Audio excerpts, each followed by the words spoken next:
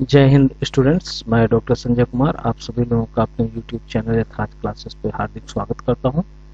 Students, जैसा कि हमने पिछले क्लास में पढ़ा हुआ था, प्लांट्स में सेक्सुअल रिप्रोडक्शन होता है वो किस तरह से होता है। आज के लेक्चर में जो ह्यूमन में सेक्सुअल रिप्रोडक्शन होता है वो किस तरह से, या ह्यूमन में जो रिप्रोडक्शन होता है, क्योंकि ह्यूमन में कोई एसेक्सुअल रिप्रोडक्शन जैसी कोई चीज नहीं होती है, जबकि प्लांट्स में आपको एसेक्सुअल रिप्रोडक्शन देखने को मिलता है। ह्यूमन में सिर्फ और सिर्फ सेक्सुअल रिप्रोडक्शन ही होता है। तो यहाँ पे हम लोग सेक्सुअल रिप्रोडक्शन ह्यूमन के अंदर देखेंगे। ह्यूमन में क्या क्या ऑर्गन्स होते हैं जिसकी वजह से जो है सेक्सुअल रिप्रोडक्शन किया जाता है, इसके बारे में हम लोग यहाँ पे कायदे से देखेंगे। स्टूडेंट्स, अगर जो आपने अभी तक हमारा चैनल सब्सक्राइब नहीं किया है तो आप इसको सब्सक्राइब कर लीजिए, साथ ही साथ हमारे बेल आइकन को भी प्रेस कर दीजिए ताकि आपको नए नए वीडियोज के नोटिफिकेशंस मिलते रहें। चलिए वीडियो को हम लोग आगे बढ़ाते हैं। तो सबसे पहले हम लोग देखेंगे सेक्सुअल रिप्रोडक्शन इन ह्यूमन में मेल रिप्रोडक्टिव सिस्टम, यानी मेल रिप्रोडक्टिव सिस्टम के बारे में देखेंगे। तो मेल रिप्रोडक्टिव सिस्टम में क्या क्या चीजें होती हैं इनके बारे में हम लोग देखते हैं। तो सबसे पहली चीज हम देखते हैं टेस्टिस के बारे में। तो टेस्टिस जो होता है वो एक पेयर टेस्टिस हमारे पास पाया जाता है, जो एक सैक लाइक मस्कुलर स्ट्रक्चर होता है। ये हमारे एब्डोमिनल कैविटी से बाहर होता है, ठीक है। अब जो सैक लाइक स्ट्रक्चर आपका बाहर दिख रहा है, इस भाग को हम स्क्रोटम कहते हैं। क्या कहेंगे इस भाग को? इस भाग को हम लोग स्क्रोटम कहते हैं। क्लियर हो रहा है यहाँ पे? यानी कि जो पाउच है उस पाउच को हम क्या कहेंगे? स्क्रोटम कहेंगे। और उसके अंदर टेस्टिस रखा हुआ है, एक पेयर, एक जोड़ी, यानी दो जो है टेस्टिस रखे हुए हैं। अब जो फंक्शन ऑफ टेस्टिस है वो है यहाँ प्रोड्यूस करता है स्पर्म को। जो स्पर्म होते हैं यहाँ पे बनते हैं, और साथ ही साथ मेल सेक्स हार्मोन को भी ये रिलीज करता है। मेल सेक्स हार्मोन का नाम है टेस्टोस्टेरोन। याद रखिएगा, मेल सेक्स हार्मोन का नाम है टेस्टोस्टेरोन। इसी मेल सेक्स हार्मोन्स के कारण ही तमाम हमारे अंदर जो सेकेंडरी सेक्सुअल चेंजेज होते हैं वो पाए जाते हैं। अब आप कहोगे सेकेंडरी सेक्सुअल चेंजेज क्या होते हैं, सेकेंडरी सेक्सुअल कैरेक्टर्स क्या होते हैं? तो भैया, दाढ़ी मूछ का आना, बगल में बाल आना, प्यूबिक जो रीजन है उस रीजन पे हेयर्स का होना, शरीर के ऊपर हेयर्स का पाया जाना, आवाज का मोटा होना, तो ये सारी चीजें क्या है? ये सेकेंडरी सेक्सुअल कैरेक्टर्स हैं, ठीक है। ये सेकेंडरी सेक्सुअल कैरेक्टर्स हैं। तो इन कैरेक्टर्स को भी स्टिमुलेट करने का काम जो है वो टेस्टोस्टेरोन करता है मेल के अंदर, ठीक है। पहला काम होगा कि ये स्पर्म प्रोड्यूस करेगा। दूसरा इसका काम है कि मेल सेक्स हार्मोन टेस्टोस्टेरोन का सिक्रीशन करना, जो टेस्टिस होता है वो काम करता है। अब स्क्रोटम चूंकि बाहर होता है, अब वो बाहर क्यों होता है? वो इसलिए होता है कि यहाँ पे स्पर्म जो होते हैं उनको ऑप्टिमम टेम्परेचर प्रोवाइड करता है। अगर स्पर्म हमारे बॉडी टेम्परेचर पे रहेगा तो वो स्पर्म मर जाएगा। इसीलिए टेस्टिस को बाहर रखा जाता है ताकि वहां का टेम्परेचर जो है हमारे बॉडी के टेम्परेचर से हमेशा क्या रहे? 1 से 2 डिग्री कम रहे, जिससे कि स्पर्म जो बने हैं वो मरे ना। इसी कारण से इसको बाहर रखा जाता है। तो आप एक देख लीजिए, फिगर देख लीजिए, अभी इसको हम और डिटेल में देखेंगे। ये हमारे पास एक पेयर टेस्टिस है। एक टेस्टिस जो है ये मेन सेक्स ऑर्गन है। हमारे बॉडी का जो सेक्स ऑर्गन है वो टेस्टिस है। इसके ऊपर एक जो है बैग लाइक स्ट्रक्चर आपको ऐसे देखने को मिलेगा जिसके अंदर ये टेस्टिस रहता है, ठीक है। ये बैग लाइक स्ट्रक्चर ही क्या कहलाएगा? स्क्रोटम कहलाएगा, ठीक है। और ये टेस्टिस है। टेस्टिस जो है वो काम क्या करेगा? ये स्पर्म प्रोड्यूस करेगा। यहीं पे स्पर्म का बनना होता है, साथ ही साथ यहाँ पे सेक्स हार्मोन रिलीज होता है यहाँ से, ठीक है। ये वाला पोर्शन जो है वो पेनिस का पोर्शन है। इसके द्वारा जो है वो स्पर्म को रिलीज किया जाता है। बाकी सारी चीजों के बारे में हम आगे भी डिटेल में देखते हैं। फिर आता है आपका वासा इफरेंसिया। वासा इफरेंसिया जो है वो टेस्टिस से डायरेक्ट कनेक्टेड होता है और जो है ये इपिडिडाइमिस में खुलता है through a fine tubule called Vasa efferentia. जो इपिडिडाइमिस भी एक रीजन है, इसमें एक्चुअली ट्यूबुलर रीजन है, ट्यूब लाइक स्ट्रक्चर्स हैं, ठीक है। टेस्टिस से जो निकल के बाहर आएंगे तो वहां पे हमको ट्यूब लाइक स्ट्रक्चर मिलेंगे। तो सबसे पहला जो ट्यूब है वो है वासा इफरेंसिया, और यहाँ ये जो वासा इफरेंसिया ट्यूब है वो highly coiled tube like structure में खुलता है, जिसे हम इपीडिडाइमिस कहते हैं। वासा इफरेंसिया का काम है सिर्फ कंडक्शन ऑफ स्पर्म, स्पर्म को कंडक्ट करता है, मतलब एक जगह से दूसरी जगह ले जाने में या जाने में मदद करता है, सिर्फ एक पैसेज प्रोवाइड करता है। उसके बाद हम लोग आते हैं इपीडिडाइमिस में। यहाँ इपीडिडाइमिस क्या है, ये हाईली क्वाइल्ड स्ट्रक्चर है, ये भी ट्यूब ही है लेकिन ये हाईली क्वाइल्ड स्ट्रक्चर है, और ये टेस्टिस से जो है वो अटैच्ड होता है, एक तरफ क्या होगा, अटैच्ड होगा। एक्चुअल में this is the store house of the sperm, sperm के लिए स्टोर हाउस का ये काम करता है। यहाँ पे स्पर्म जब टेस्टिस में बन जाते हैं तो यहाँ पे जाते हैं, स्टोर होते हैं, और साथ ही साथ इपीडिडाइमिस में ही स्पर्म जो है वो मेच्योर होते हैं, ये इंपॉर्टेंट है, मेच्योर होते हैं और डेवलप मोटिलिटी, और उनके अंदर जो है मोटिलिटी डेवलप होती है। पहले जब स्पर्म बनते हैं तो वो एक सेलुलर लाइक स्ट्रक्चर होते हैं, लेकिन जब ये स्टोर होते हैं इपीडिडाइमिस में जाकर के तो वहां पे इनकी मेच्योरिटी आती है, ये मेच्योर होते हैं, और ये जो है वहां पे अपने अंदर मोटिलिटी यानी मूव करने की शक्ति जो होगी, यानी टेल का बनना, हेड का बनना, मतलब ये सारी जो चीजें होंगी, मेच्योर जो होना होगा वो इपीडिडाइमिस में ही मेच्योर होता है। उसके बाद आता है वासा इफरेंसिस, वासा डिफरेंस, वासा इफरेंसिया हमने पढ़ा, अब देखेंगे हम वास डिफरेंस। ठीक है, ये बात याद रखिएगा, पहले वास इफरेंसिया है, उसके बाद इपीडिडाइमिस है, उसके बाद आपका वास डिफरेंसिस है। ठीक है, तो यहाँ पे क्या होगा, इपीडिडाइमिस के बाद ये ओपन होगा। ठीक है, और ये एक लंबा ट्यूब लाइक स्ट्रक्चर है, यहाँ पे कोई क्वाइलिंग नहीं होती है, ये सीधा एक लंबा ट्यूब लाइक स्ट्रक्चर है, और यहाँ पे भी स्पर्म जो है वो नरिशमेंट पाते हैं और कुछ समय के लिए यहाँ पे स्टोर्ड रहते हैं। ठीक है, और यहीं पे जो है एक सेमिनल वेस्किल, सेमिनल वेस्किल जो है वो एक ऑर्गन है, यहीं पे ये जो है डक्ट जा करके खुलती है। क्लियर है। इसके बाद आता है इजाकुलेटरी डक्ट। अब ये सेमिनल वेस्किल से होते हुए क्या होता है कि इजाकुलेटरी डक्ट जो है वहां पे जाता है, जहां से इजाकुलेशन होता है वहां तक ये पहुंचता है। ठीक है, अब ये सारे जो है वो ट्यूब लाइक स्ट्रक्चर है, देखिए आगे कैसे है।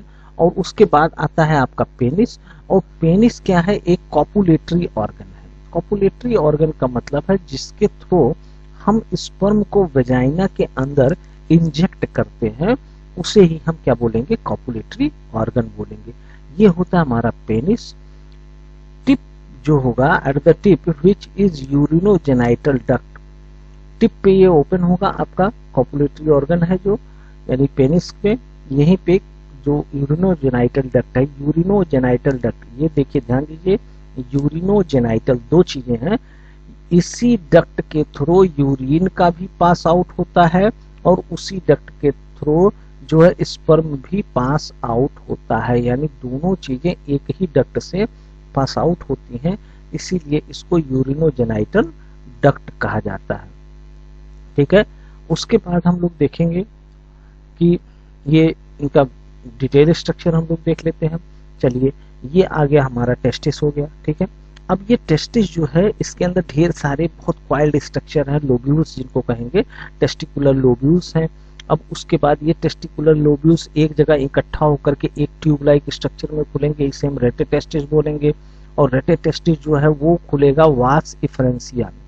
वास इफरेंसिया यहाँ पे देखिए, ये ट्यूब लाइक स्ट्रक्चर आपको यहाँ पे दिखाई दे रहा है, ये ट्यूब लाइक स्ट्रक्चर जो है वो वास इफरेंसिया है, और ये ट्यूब लाइक स्ट्रक्चर अब ओपन हो रहा है इपीडिडाइमिस में। इपीडिडाइमिस जो है वो हाईली क्वाइल्ड स्ट्रक्चर है, बहुत ज्यादा क्वाइलिंग यहाँ पे हुई है, और ये टेस्टिस से हमेशा लगा रहता है। ठीक है, और ये ओपन होगा आपका जाकर के वास डिफरेंस में, ये देखिए वास डिफरेंस है, यहाँ पे ओपन हो रहा है। अब ये वास डिफरेंस जो है वो आगे चल करके देखिए, यहाँ पे सेमिनल वेस्किल, ये जो है आपको जो एलोइस कलर का दिखाई दे रहा है, ये है सेमिनल वेस्किल। सेमिनल वेस्किल जो है वो एक जो है आपका ग्लैंड भी है, तो यहीं से ओपन होता है और ये जाकर के अब यूरिनोजेनाइटल जो ट्रैक्ट है उस ट्रैक्ट में जाकर के ये ओपन हो जाता है, खुल जाता है। ठीक है, यहाँ पे ये देखिए यूरिनरी ब्लैडर है, जो हमारे पेशाब की थैली होती है, ये यूरिनरी ब्लैडर है। इधर से जो आ रहा है और इधर से आ रहा है यूरिन वाला जो है, यूरेटर जो है वो यहाँ पे आ रहा है, ओपन हो रहा है यूरिनरी ब्लैडर में। ये तीनों जो आपके हैं, ये देखिए सेमिनल वेस्किल, प्रोस्टेट ग्लैंड और बल्बो यूरेथ्रल ग्लैंड, ये तीनों जो हैं ग्लैंड हैं। ये आपका हो गया सेमिनल वेस्किल, ये प्रोस्टेट ग्लैंड हो गया, और यहाँ पे छोटा सा आपको ये दिखाई दे रहा है, ये जो छोटे छोटे दो दिखाई दे रहे हैं, ये है बल्बो यूरेथ्रल ग्लैंड। ठीक है, और यहाँ पे आगे चल करके इस पाइप को हम कहेंगे यूरेथ्रा।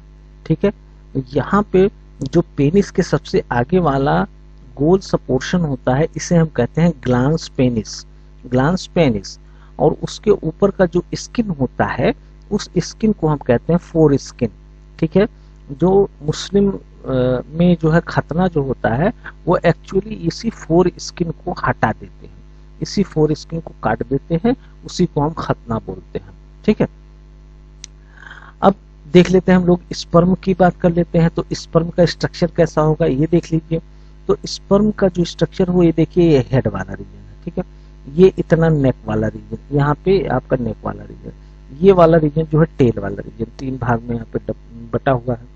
मिडिल पीस जो है, यहाँ पे मिडिल पीस में ही माइटोकॉन्ड्रिया पाए जाएंगे। देखिए माइटोकॉन्ड्रिया जो है वो मिडिल पीस में पाए जाएंगे। क्यों पाए जाएंगे? क्योंकि भाई मूवमेंट कराना है ना, ये जो टेल है वही मूवमेंट करेगा, जब मूव करेगा तभी तो स्पर्म आगे बढ़ेगा, तो इसीलिए एनर्जी की जरूरत होगी, तो इस कारण से यहाँ पे माइटोकॉन्ड्रिया पाया जाएगा। Energy source for the swimming. ठीक है, इसके अंदर जो न्यूक्लियस होगा, यहाँ पे ये क्रोमोजोम पाए जाएंगे, जो भी हमारा क्रोमोजोम है, ये क्रोमोजोम इसी से होकर के जाता है। ऊपर की तरफ जो है एक एक्रोसोम होता है, यहाँ पे देखिए एक रीजन जो है ये कहलाएगा एक्रोसोम। यही एक्रोसोम में जो है वो एंजाइम पाए जाते हैं, ढेर सारे एक्रोसोम में एंजाइम पाए जाते हैं, जो एग के मेम्ब्रेन को डिसॉल्व करके, ये मान लीजिए एग है, तो इस एग के मेम्ब्रेन को इसको डिसॉल्व करके क्या करेगा, ये अंदर जाएगा। ठीक है, और अंदर सिर्फ हेड वाला रीजन ही जाता है, बाकी ये टेल वाला जो रीजन है, मिडिल पीस वाला रीजन है, ये बाहर ही रह जाता है। एग के अंदर ये सिर्फ हमारा डीएनए ही, जो न्यूक्लियस वाला पोर्शन है, ये इतना पोर्शन ही अंदर जाता है। यहाँ तक क्लियर हो गया। अब हम बात करते हैं एसेसरी ग्लैंड की। तो अभी हमने तीन ग्लैंड की बात करी थी, प्रोस्टेट ग्लैंड, सेमिनल वेस्किल और काउपर्स ग्लैंड। काउपर्स ग्लैंड मतलब वही बल्बो यूरेथ्रल ग्लैंड। ठीक है, तो प्रोस्टेट ग्लैंड से क्या सिक्रीट होता है, यहाँ से कैल्शियम, बहुत सारे एंजाइम्स हैं, हार्मोन्स हैं और सिट्रिक एसिड का सिक्रीशन यहाँ से होता है। साथ ही साथ सेमिनल वेस्किल से जो है वो फ्रक्टोज निकलता है। अब आप कहोगे फ्रक्टोज तो सिर्फ फ्रूट्स में पाया जाता है। एग्जैक्टली, सिर्फ और सिर्फ फ्रूट में पाया जाता है, लेकिन ह्यूमन बॉडी के अंदर फ्रक्टोज का फॉर्मेशन होता है सेमिनल वेस्किल में। यहीं ही सिर्फ पूरे बॉडी में फ्रक्टोज पाया जाता है और कहीं नहीं पाया जाता है। आपको एक बात और मैं बताना चाहूंगा, यहाँ पे रेप जब केस होता है तो रेप हुआ है या नहीं हुआ है, इसकी जांच करने के लिए विक्टिम के वेजाइना से फ्रक्टोज का सैंपल लिया जाता है। अगर उसके वेजाइना के अंदर फ्रक्टोज है तो उसका रेप हुआ है, अगर ये फ्रक्टोज नहीं है तो उस विक्टिम का रेप नहीं हुआ है। ऐसा जो है चेक किया जाता है। इसी तरह से यानी फ्रक्टोज को ही चेक किया जाता है एग्जैक्टली कि फ्रक्टोज अगर जो है तो रेप हुआ है, अगर फ्रक्टोज नहीं है तो रेप नहीं हुआ है। तो ये सेमिनल वेस्किल्स जो है वो फ्रक्टोज का ही फॉर्मेशन करता है, फ्रक्टोज यहाँ से रिलीज करता है। काउपर्स ग्लैंड, इसको हम बल्बो यूरेथ्रल ग्लैंड भी कहते हैं, यहाँ से एल्कलाइन फ्लूइड का फॉर्मेशन होता है, एल्कलाइन फ्लूइड निकलता है। अब ये आप कहोगे एल्कलाइन फ्लूइड निकालने की जरूरत क्या है, तो एल्कलाइन फ्लूइड निकालने की जरूरत इसलिए है भाई साहब कि उसी रास्ते से अगर हम बात करें तो उसी रास्ते से यूरिन भी पास हो रहा है और उसी रास्ते से आपका स्पर्म भी पास होगा। अगर ये एल्कलाइन फ्लूइड ना रहे तो यूरिन के जो रास्ते में यूरिन लगा हुआ है तो उसको साफ कौन करेगा? तो ये पहले एल्कलाइन फ्लूइड निकल करके उस लाइन को साफ कर देता, उस ट्यूब को साफ कर देता है, ताकि जो आने वाले स्पर्म है वो यूरिन के कारण किल ना हो जाए, मर ना जाए।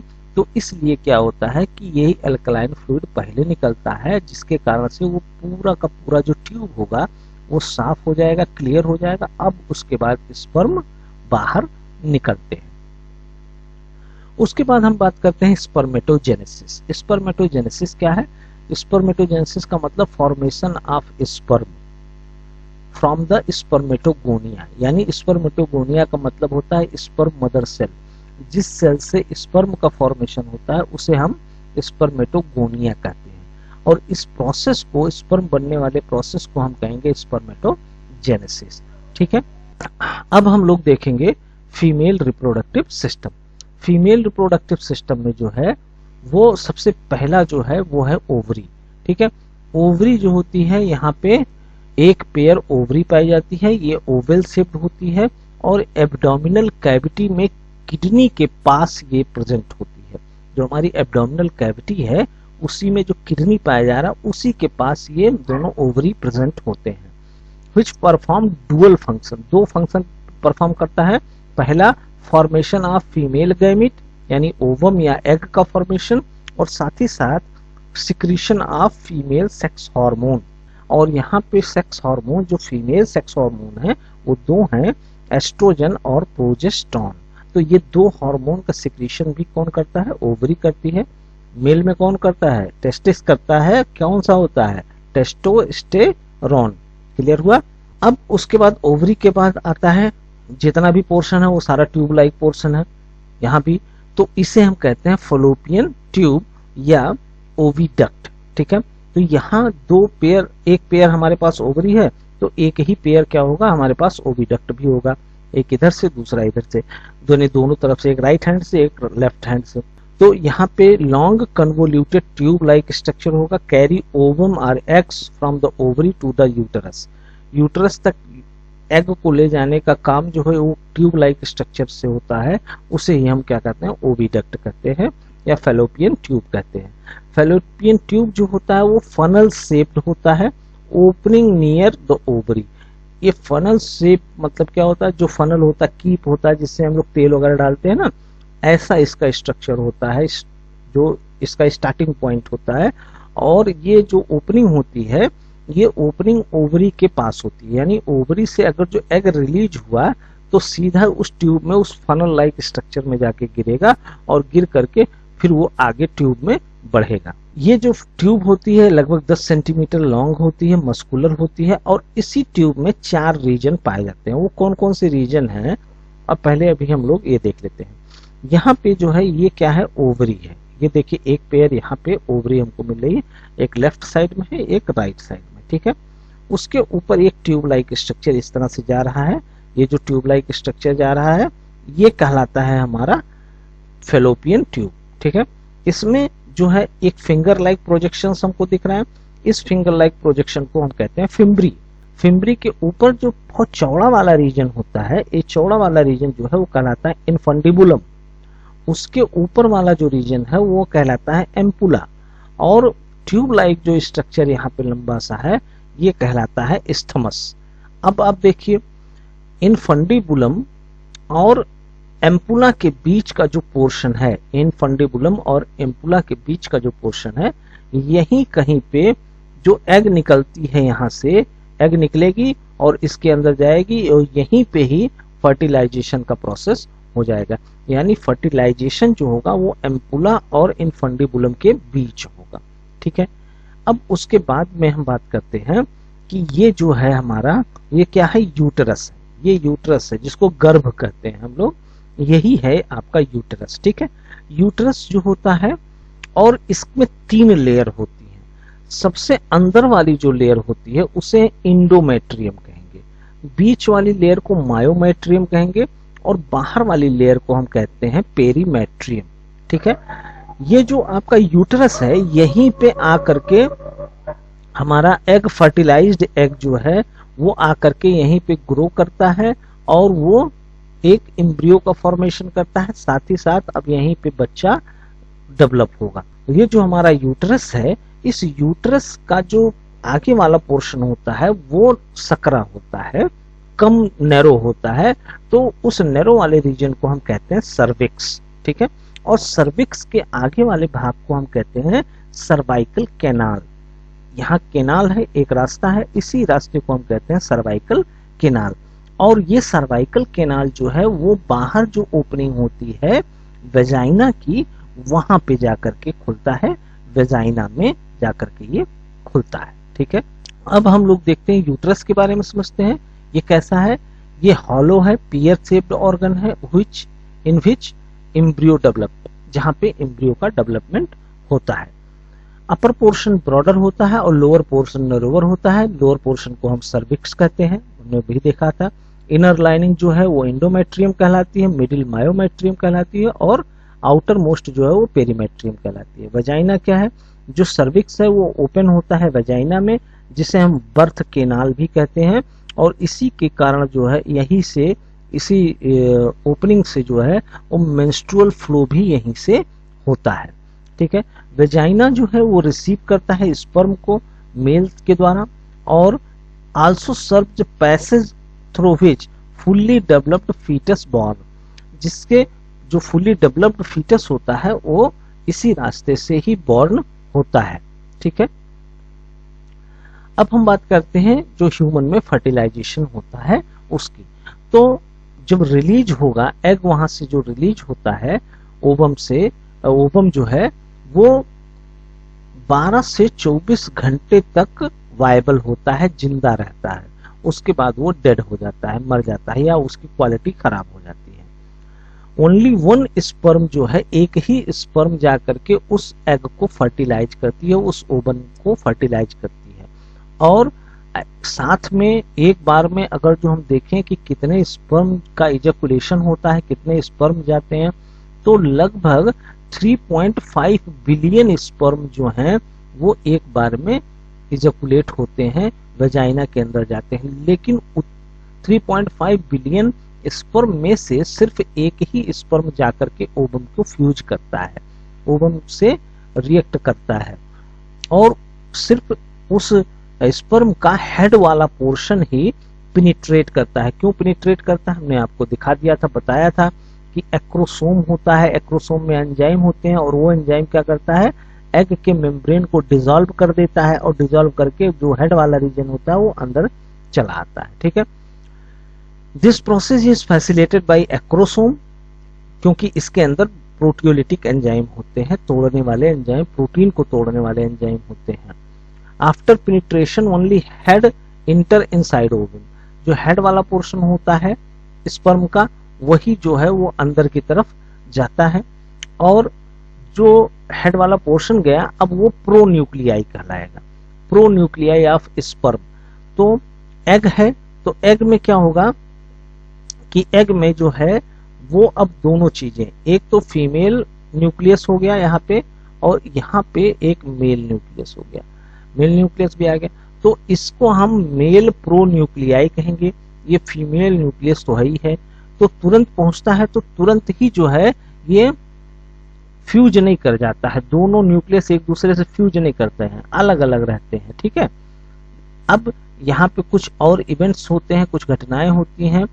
यहाँ पे जो हमारा स्पर्म होता है, स्पर्म के पास भी हाफ नंबर ऑफ क्रोमोसोम होते हैं, 23 जो है वो क्रोमोसोम होंगे। और ओवा के पास भी 23 क्रोमोसोम होंगे, यहाँ भी हाफ नंबर ऑफ क्रोमोसोम होंगे।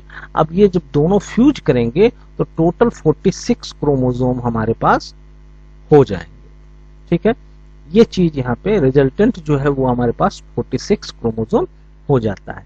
इसीलिए हमारे जो जर्मिनल सेल्स हैं, हमारे जो गैमीट हैं, वहां पर हाफ नंबर ऑफ क्रोमोसोम का होना बहुत ही जरूरी होता है।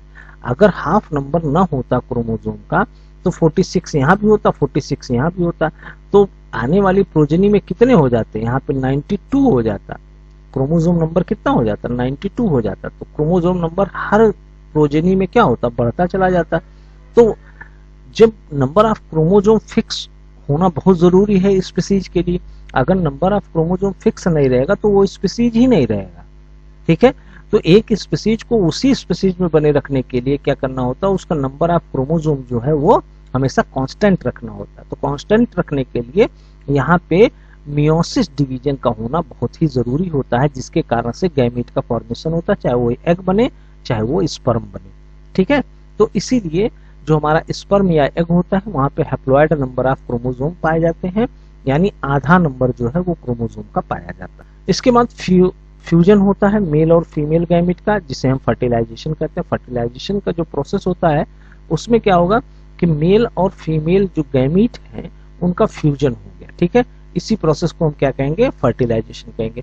जब फर्टिलाइजेशन हो जाएगा तो वो जाइगोट में डेवलप हो जाएगा, और जाइगोट जो है वो फैलोपियन ट्यूब में, अब ये फर्टिलाइजेशन हुआ कहाँ, हमने आपको बताया था इनफंडिबुलम एम्पुला के बीच में जो है वो क्या होगा, फर्टिलाइजेशन होगा।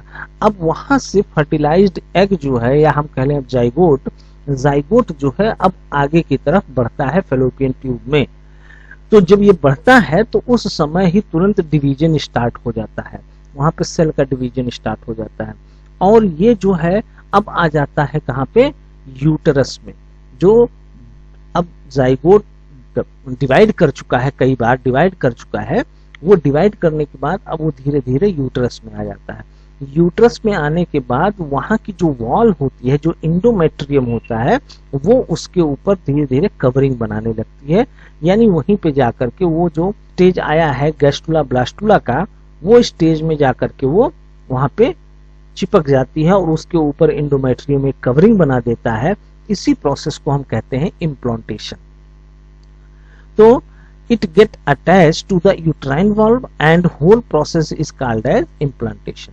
यानी जो एम्ब्रियो आया, जो छोटा सा एम्ब्रियो यानी गैस्टुला और ब्लास्टुला स्टेज में है, उस स्टेज में आकर के अब यूटराइन वाल से जाकर के लग जाना, अटैच हो जाना ही क्या कहलाता है, इम्प्लांटेशन कहलाता है।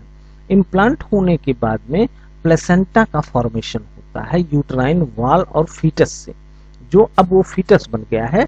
अब उसके अंदर चूंकि डिवीजन होता रह रहा है, बहुत तेजी से हो रहा है डिवीजन, तो इसके कारण से अब वो डेवलप हो गया है फीटस में, और यूटराइन वाल उसके ऊपर लगी हुई है। तो यूटराइन वाल और फीटस मिलकर के क्या बनाते हैं, प्लेसेंटा बनाते हैं। और ये प्लेसेंटा क्या करता है, प्लेसेंटा एक ट्यूब लाइक स्ट्रक्चर होता है जो मदर और बच्चे को जोड़े रहता है, जिसके कारण से मदर से नरिशमेंट जो है वो बच्चे को पहुंचता रहता है। यहाँ तक क्लियर हुआ।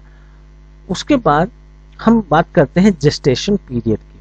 तो किसी भी ऑर्गेनिज्म का जो जेस्टेशन पीरियड होता है, कितने दिन तक जो है एम्ब्रियो या फीटस किसी मदर के अंदर रहता है, मदर के यूटरस में रहता है, मदर के ओम में रहता है, उसे ही उसका जेस्टेशन पीरियड कहते हैं। जैसे ह्यूमन में जो है ये 9 मंथ का होता है। ह्यूमन में ये कितने दिन का होता है, 9 मंथ का या 40 वीक्स का, या हम कह सकते हैं 280 डेज का होता है। ठीक है, यहाँ पे जो प्रोसेस होता है birth to baby is called parturition. Parturition इसको बोलते हैं, यानी पार्चुरेशन भी इसका प्रोनाउंसिएशन है, पार्चुरेशन। अब आप जो भी कह लीजिए इसको। इसमें जो है गिविंग बर्थ ऑफ बेबी, किसी बच्चे का जन्म होना ही क्या कहलाता है, पार्चुरेशन कहलाता है। ठीक है, तो ये ह्यूमन रिप्रोडक्शन के बारे में आज हम लोगों ने इतना देख लिया। आगे के लेक्चर में हम लोग मेंस्ट्रुअल साइकिल के बारे में देखते हैं, कैसे मेंस्ट्रुअल साइकिल होता है और क्या होता है।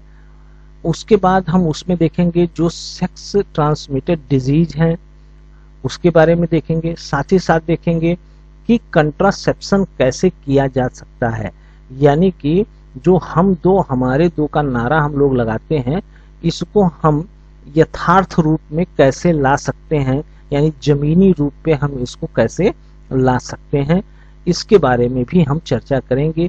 कौन कौन से मेथड हैं जिससे हम कंट्रासेप्टिव कर सकते हैं या गर्भ निरोधक चीजें हम कर सकते हैं, चाहे वो केमिकल हो या मैकेनिकल हो। तो इन सब चीजों से हम कर सकते हैं, हम अगले लेक्चर में देखेंगे। तो आज के लिए इतना ही। अगर जो आपको वीडियो अच्छा लगा हो तो इसे लाइक करें, साथ ही साथ हमारे चैनल को भी सब्सक्राइब कर लीजिए और बेल आइकन को दबा दीजिए ताकि हमारे वीडियोस की नोटिफिकेशन आपको मिलते रहे। Thank you. जय हिंद, जय भारत।